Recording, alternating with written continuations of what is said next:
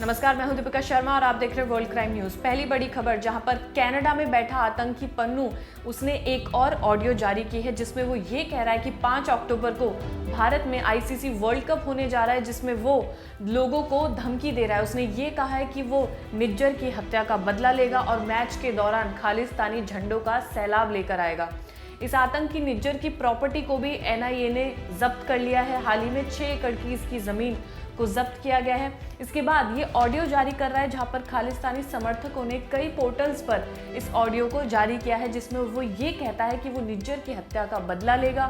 और जब क्रिकेट की शुरुआत होगी, यानी कि 5 अक्टूबर को अहमदाबाद के नरेंद्र मोदी स्टेडियम में क्रिकेट का आगाज होने जा रहा है, जहां पर वो ये कह रहा है कि वो खालिस्तानी झंडों का सैलाब लेकर आएगा, लोगों को लेकर आएगा और निज्जर की हत्या का बदला लेगा। अगली खबर नीदरलैंड से आई है, जहां पर नीदरलैंड के रोटरडैम शहर में दिन दहाड़े गोलीबारी हो रही है। गोलीबारी एक मेडिकल कॉलेज के क्लासरूम में हुई है। पुलिस के मुताबिक एक शख्स को इसमें गोली लगी है। उसके अलावा एक महिला को और उसकी 14 साल की बेटी को भी गोली लगी है। इस पूरी वारदात में 3 लोगों की जान चली गई है। इसके अलावा पुलिस ने यह भी बताया कि मेडिकल कॉलेज के पास एक घर था जहां पर भी फायरिंग हुई थी।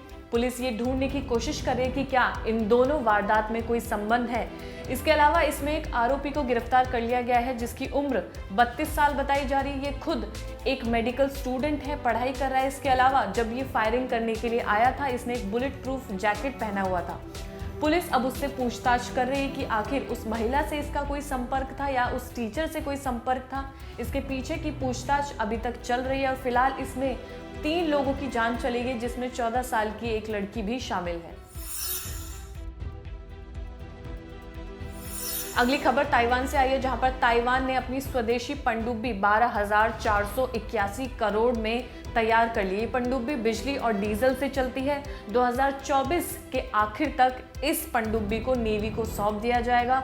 इसके अलावा ताइवान की राष्ट्रपति ने यह कहा है कि ऐसी 10 पनडुब्बी और तैयार की जाएंगी, यानी कि प्रोडक्शन बढ़ाया जाएगा। इसके अलावा 2 शिप भी तैयार की जाएंगी।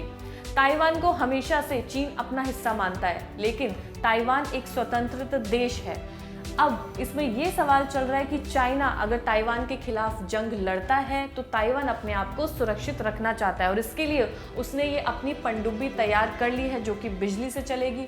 अब सवाल ये उठता है कि आखिर चाइना इस देश के साथ कब जंग छेड़ सकता है। अमेरिका के रिपोर्ट के मुताबिक अमेरिका ने ये कह दिया है ताइवान से कि चाइना कभी भी ताइवान के खिलाफ जंग छेड़ सकता है।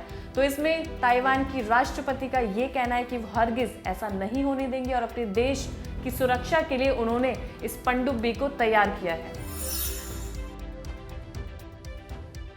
अगली खबर अमेरिका से आई है, जहां पर अमेरिका के हॉस्टन में एक स्टाफ और कस्टमर के बीच में लड़ाई हो जाती है। दरअसल आपने सोशल मीडिया पर कई ऐसी वीडियोस देखी होंगी जो आपको हंसाती होंगी, रुलाती होंगी या डरा देती होंगी।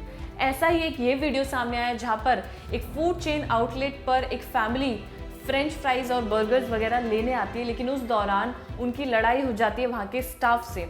वो फ्रेंच फ्राइज और केचप आपस में एक दूसरे पर फेंकने लगते हैं। तभी एक महिला स्टाफ ज़्यादा लड़ने लगती है।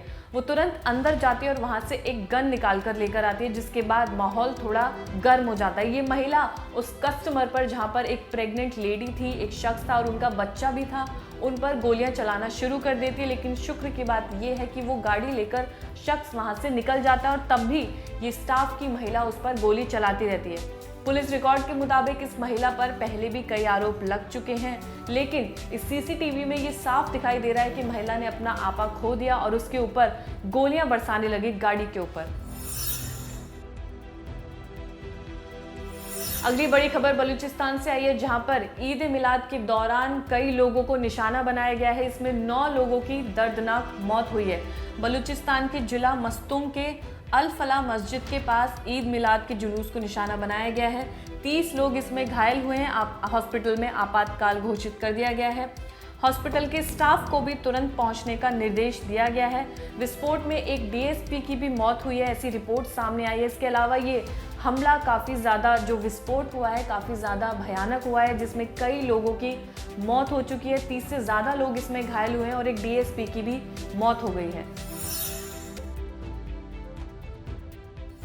अगली बड़ी खबर पाकिस्तान से आई है, जहां पर दुनिया भर में जितने भी भिखारी मौजूद हैं उनमें से 90% पाकिस्तानी मूल के हैं। ये रिपोर्ट खुद पाकिस्तान ने जारी की है। इसके अलावा रिपोर्ट में ये भी बताया गया है कि ये लोग विदेश भेजे जा रहे हैं, यानी कि ह्यूमन ट्रैफिकिंग बहुत ज़्यादा हो रही है।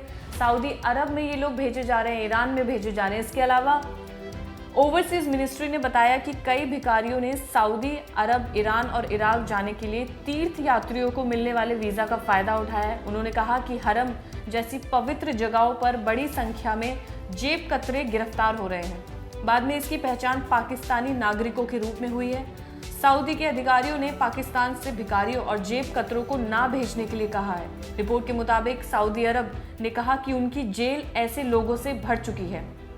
इससे कुछ दिन पहले वर्ल्ड बैंक ने पाकिस्तान की आर्थिक हालत पर भी रिपोर्ट जारी की थी, जिसमें उन्होंने ये बताया कि पाकिस्तान के 9.5 करोड़ लोग गरीबी रेखा के नीचे हैं, यानी कि वहाँ पर गरीबी काफ़ी ज़्यादा है। इसके अलावा ह्यूमन ट्रैफिकिंग भी पाकिस्तान में बहुत ज़्यादा हो रही है, जो कि सऊदी अरब और ईरान जैसी जगहों पर जाकर चोरियाँ कर रहे हैं। और वहाँ से भी ये फरमान आ गया है कि ऐसे लोगों को पाकिस्तान किसी दूसरे देश में ना भेजें।